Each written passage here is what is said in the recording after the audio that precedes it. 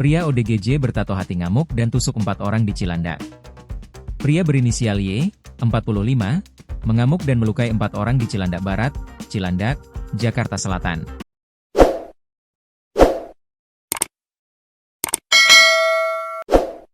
Keempat korban mengalami luka tusuk, termasuk ketua RT setempat bernama Willy.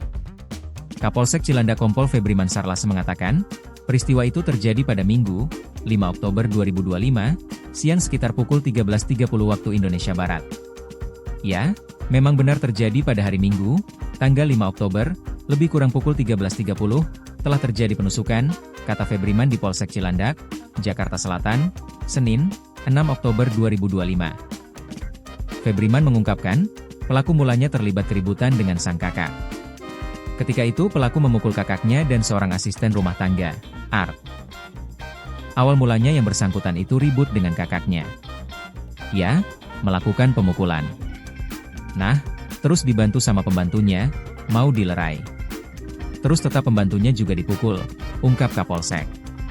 Kakak pelaku kemudian lari keluar rumah untuk meminta pertolongan kepada warga sekitar. Tak berselang lama, Ketua RT setempat dan 2 warga lainnya datang ke tempat kejadian perkara, TKP.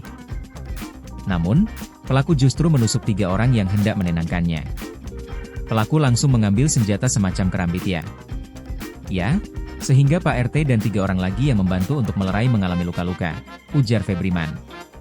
Warga yang ketakutan kemudian menghubungi polisi. Pelaku akhirnya berhasil diamankan dan dibawa ke Polsek Cilandak. Pelaku langsung ditindaklanjuti dan diamankan, dibawa ke polsek yang bersangkutan, tutur Febriman. Berdasarkan foto yang diterima, pelaku memiliki tato di kedua lengannya. Tato berbentuk hati juga terlihat di leher pelaku.